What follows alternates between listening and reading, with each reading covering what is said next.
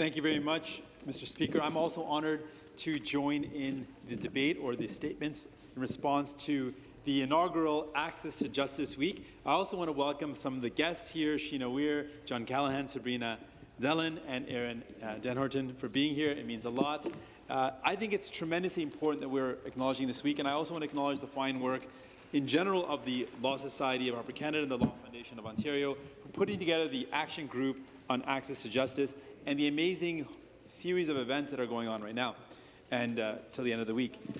Access to justice is a tremendously important component of our society, and I want to borrow from one of the leading legal minds of our country, Chief Justice Beverly McLachlin, who says, "There is no justice without access to justice." And those are powerful words and absolutely accurate.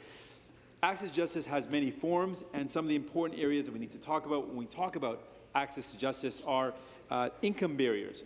And one of the key barriers is the threshold.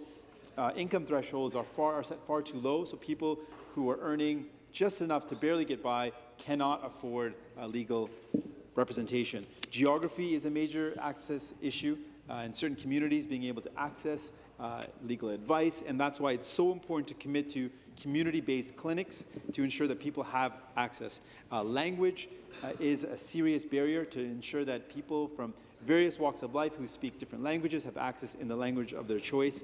There's also certain perceptions and a lack of education or awareness around one's rights when it comes to accessing justice, and there needs to be a campaign around that. Another really troubling area where we see some serious problems with access to justice are the serious delays in the court system. And again, another very powerful line is justice delayed is justice denied. So we need to do far more to ensure that people have that access to justice. I think this is a tremendous step forward to have a week where we can address these issues, but I think the reality must be named and must be pointed out that the access to justice in our society is not where it needs to be. Justice McLachlin, again, was asked the question, do we have access to justice? Do we have adequate access to justice?